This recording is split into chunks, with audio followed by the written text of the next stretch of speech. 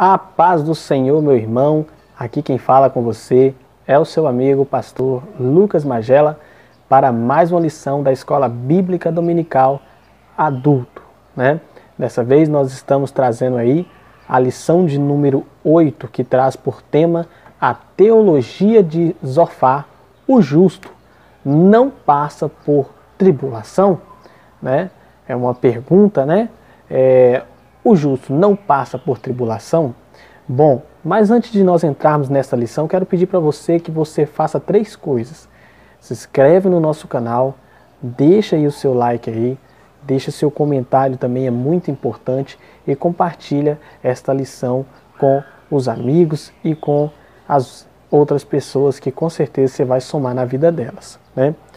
O objetivo, irmão, geral desta lição fala sobre mostrar que Zofar, assim como seus amigos, defende que os ímpios sempre serão punidos e os justos recompensados.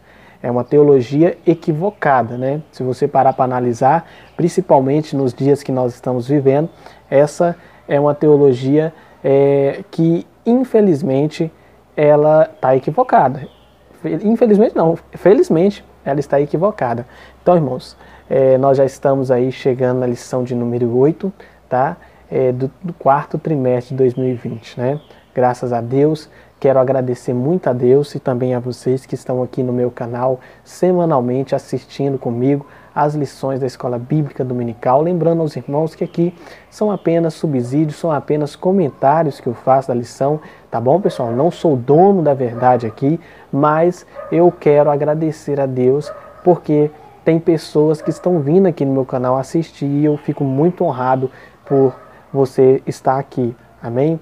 Então olha só, essa lição ela também tem 3 objetivos, que é destacar no entendimento de Zofar que o sofrimento de Jó fazia parte de um sábio julgamento divino.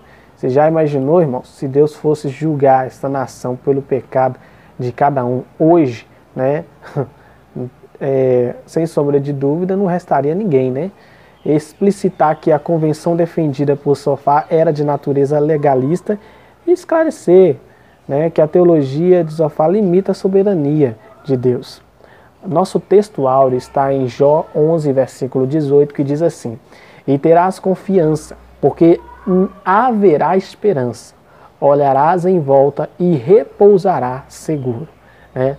Nossa verdade prática diz assim: segundo as Escrituras, até mesmo o justo passa por tribulação. Já aqui não é uma pergunta. Logo aqui na verdade prática nós já vemos que é uma afirmação, né? Segundo as Escrituras, segundo a palavra de Deus, segundo a Bíblia Sagrada, até justos. E o que são pessoas justas, né, irmão? Justos não são aquelas pessoas que não têm pecado, mas são aquelas pessoas que procuram viver de acordo, ou pelo menos que elas tentam se aproximar de acordo com o que a palavra de Deus diz, né? Isso é ser justo, né? Então, até mesmo estas pessoas que buscam a Deus, que têm princípios, que têm temor a Deus, elas também são atribuladas, né? Todo ser humano, ele passa por tribulações. O próprio Jesus, ele disse, né? Em um dos seus discursos ele fala, olha, no mundo tereis aflições, mas tenha bom ânimo, eu venci, né? Já sugerindo que todo aquele que está em Cristo, de fato, ele vai vencer, mas que essa luta e até mesmo essas situações que acontecem no dia a dia, elas não são aí limitadas a um certo grupo de pessoas, não. Todo ser humano, ele vai passar por luta, ele vai passar por tribulações, porque elas fazem parte da vida do ser humano, né? Isso faz parte do pecado. O pecado, quando entra no mundo, ele traz consigo uma série de consequências, né? Então, só queria deixar aqui mais para nós entendermos mesmo, né? Então, Jó, a leitura bíblica em classe diz o seguinte, Jó 11, do verso 1 ao 10. Então respondeu Zofar, o Naamatita, e disse: porventura não se dará resposta à multidão de palavras? E o homem falador será justificado? As tuas mentiras se hão de calar os homens, e zombarás tu sem que ninguém te envergonhe. Pois dizem a minha doutrina é pura e limpo sou os teus olhos. mas na verdade quem dera que Deus falasse e abrisse os lábios contra ti, né? Só um minuto, irmão. Então, irmãos, voltamos aqui, né? Não vou ler todo o capítulo para que nós possamos ganhar um pouco de tempo aqui nesta lição maravilhosa, né? A lição hoje ela tem como objetivo mostrar para mim, mostrar para você que o justo ele passa sim por tribulações, ele passa por lutas, ele passa por aflições. Todo ser humano ele passa por tribulações. Ela não está limitada a um grupo de pessoas, não. Todo ser humano ele passa por tribulação. Na introdução nós vemos assim, nesta lição veremos o discurso de Zofar, o último amigo de Jó, a falar na série de debates. Ele insistirá na tese de que o justo não passa por tribulação. Essa, irmão, é a teologia que o terceiro amigo de Jó defende, que se a pessoa é justa, é impossível ela passar por tribulação.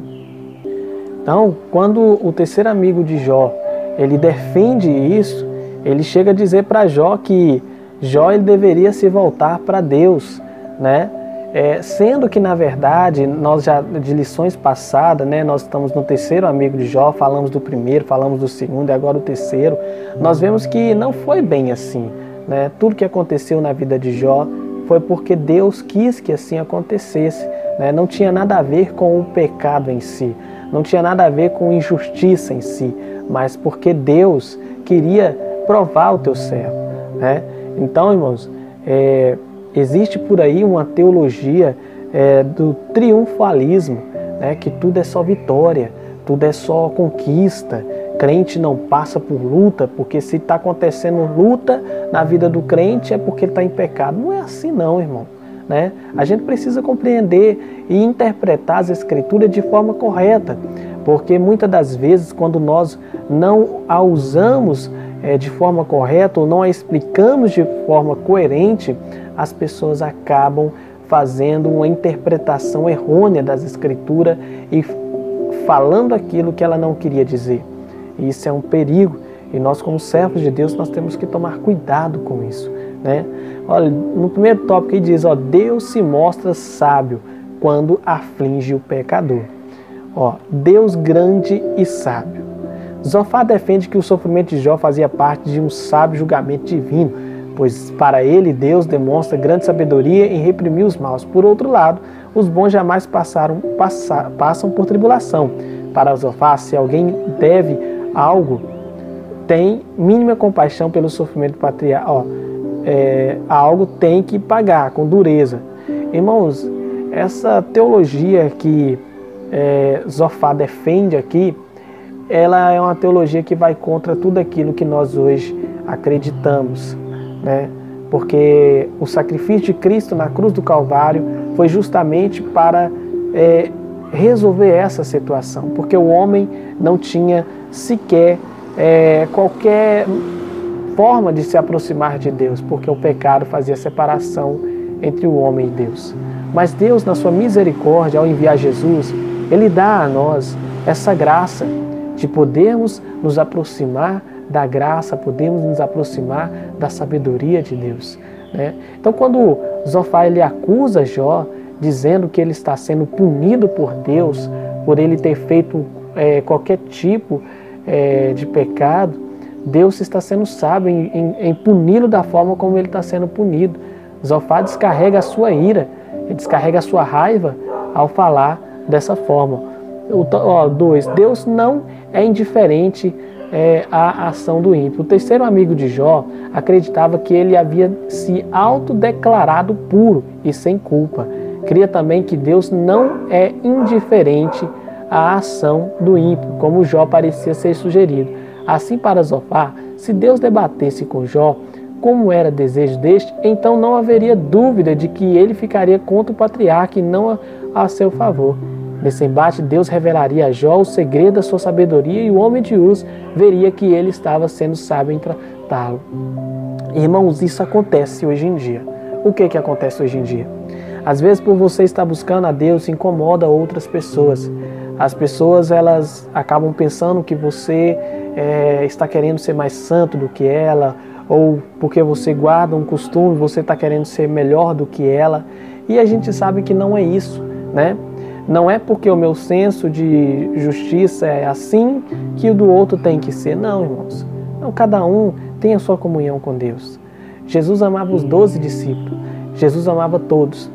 Mas todos que ele escolheu, 3 estavam muito mais próximos dele do que os outros. Então, o que eu quero dizer com isso? No reino é a mesma coisa. Existem aqueles que amam mais a Deus e aqueles que amam menos a Deus. Essa é a verdade, né? Essa é a realidade. E é isso que Zofar não entende.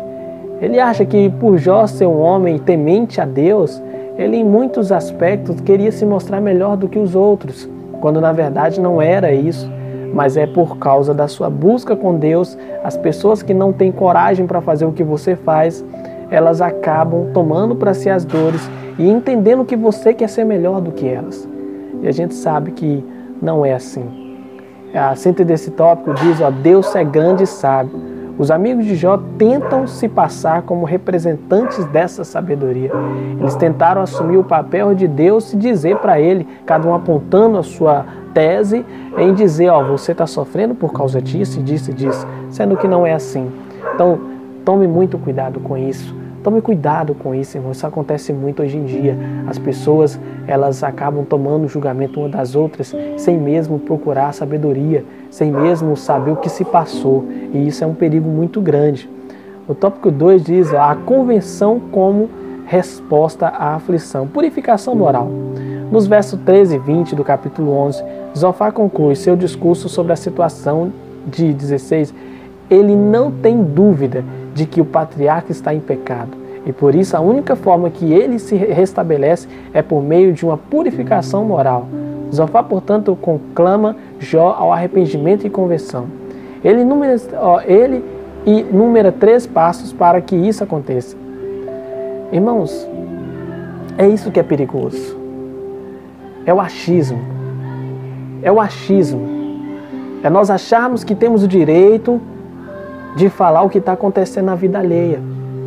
É falar, é até mesmo apontar e julgar por a pessoa estar passando por uma luta, por a pessoa estar passando por uma crise econômica, né, uma crise financeira, ou por algum problema de saúde, as pessoas colocar aquela pessoa como se ela estivesse em pecado. Toma cuidado com isso. Você que está me ouvindo, toma muito cuidado com isso, né? Quem tem esse papel, quem pode falar, é só Deus, né? Então, cabe a mim, cabe a você orar. Aqui nós vemos que os 3 amigos de Jó, todos os 3 foram imprudentes. Todos os 3 agiram de forma errada. Todos os 3 julgaram o seu amigo. Todos os 3 tomaram para si como se fosse o próprio Deus falando. E não foi. Isso acontece nos dias de hoje. Pessoas, inúmeras pessoas, elas se colocam no lugar de Deus e elas querem interpretar as escrituras da forma como elas entendem, e assim elas querem passar para você. E não é assim. Então, antes de nós apontar, julgar e dizer que está acontecendo qualquer problema na vida de uma pessoa por causa de pecado, tomemos cuidado. Usemos essas lições, porque essas lições é bênção na nossa vida. Amém? É possível negociar com Deus? Estudiosos destacam que Zofar tenta induzir Jó a negociar com Deus a fim de se ver livre de suas dificuldades. Era exatamente isso que Satanás desejava que Jó fizesse. O diabo acusou Jó de ter uma fé interesseira, e foi exatamente isso que aconteceu. Zofar, ele faz uma maneira, ele entra em um diálogo com Jó. Olha, faz isso, conversa com Deus aí, alguma coisa você está fazendo, né? Sendo que nós sabemos exatamente que não era o que estava se passando. Então, irmãos, a angústia de Jó, diante das insistentes acusações dos amigos e do silêncio de Deus, Jó dá sinais de desânimo. Cuidado, irmão. Cuidado quando você for falar com alguém que está ferido. Cuidado quando você for falar para alguém que está machucado. Alguém que por algum motivo está sofrendo. Muitas das vezes, o sofrimento dela não tem nada a ver com o pecado. Muitas das vezes o sofrimento dela não tem nada a ver com rebeldia. Às vezes ela pode estar sofrendo por circunstâncias da vida mesmo. Porque a vida é assim, irmão. Nós sofremos, padecemos, há tribulações, a angústia, a luta. E aqui nós vemos que o discurso de Jó, o discurso dos seus 3 amigos, levou aquele homem inabalável a começar a desanimar. Você acha, irmãos, que com Jó foi assim? Imagina comigo, com você. Então, tomemos muito cuidado com as nossas palavras, porque a nossa palavra tem poder de matar. A nossa palavra tem poder de motivar e matar alguém espiritualmente. Né? Quantas pessoas são que assumem o lugar de Deus e querem dizer que aquela pessoa está errada, que aquela pessoa vai para o inferno, sendo que o único que pode condenar é o próprio Deus. Tomemos cuidado. Tomemos cuidado. Amém? A síntese desse tópico 2 é: Zofar tenta uma espécie de purificação moral de Jó, proclamando ao arrependimento ritualístico. Isso acontece também, irmãos, na igreja. Às vezes você vê aquele irmão desanimado, triste, aí vem a liderança, conversa, e o cidadão continua ali desanimado, não quer confessar, não quer falar o que está acontecendo. E já vi casos de pessoas que separam o irmão da membresia da igreja. Aí quando vai ver, o irmão está sofrendo financeiramente, a família está passando dificuldade, né? Então vamos tomar cuidado, irmãos. Terceiro tópico, Deus julga e castiga os pecadores. Castigo dos maus. O capítulo 20 contém o segundo discurso de Zofar. Nele, Zofar lembra a Jó que a aparente prosperidade dos ímpios não passa de ilusão e dura apenas um instante. Na verdade, ele repete o que os seus outros amigos já há muitos vinham dizendo. Os versículos 12 e 14 desse mesmo capítulo são usados para Zofar para comparar o deleite do ímpio a uma comida envenenada. Olha só, né, irmão? Depois que o homem está sofrendo, depois que o homem está diante de um paradoxo na vida dele, o que eles vão fazer? Eles vão... a prosperidade do ímpio não vai para frente. Colocando Jó como se fosse um ímpio, né? E tentando colocar na cabeça de Jó que ele é digno daquele sofrimento também. Dessa forma, tudo que o ímpio adquiriu de forma desonesta e pecaminosa terá que devolver e restituir.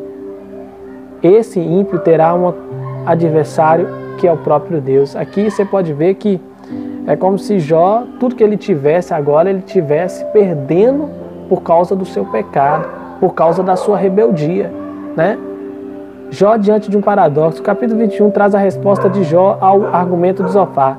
Para o patriarca, a tese de Zofar de que os ímpios são sempre punidos, é contraditada pela experiência.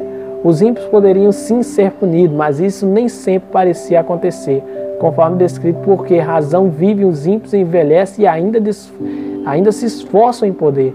Jó havia constatado que os ímpios pareciam gozar de longevidade e prosperidade. O próprio Jó, ele prepara a sua argumentação e ele mostra para Zofar que esse discurso que ele está usando é um discurso errado, né?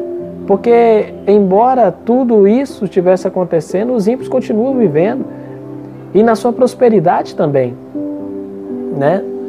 Olha só, olha só, a verdade vem à tona. A lei da retribuição não se aplica a todas as esferas da existência humana, nem se explica os caminhos da soberania do Altíssimo, pois Deus também faz com que o seu sol se levante sobre os maus e os bons, ou seja, né, irmãos, é a mesma coisa hoje.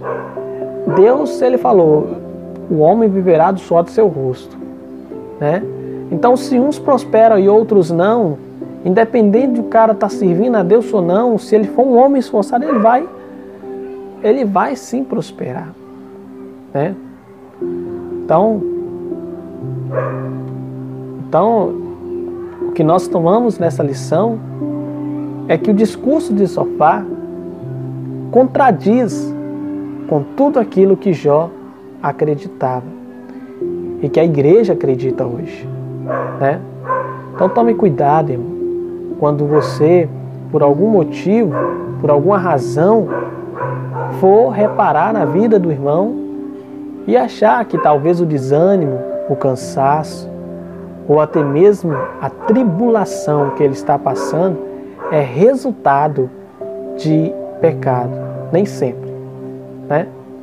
Nós precisamos direcionar a nossa vocação, o nosso pensamento para o Altíssimo. E lembrar que nossas palavras são perigosas e são poderosas, tanto para abençoar como amaldiçoar. Amém? Que Deus te abençoe. Esta foi a lição de número 8, que traz por título, Glória a Jesus,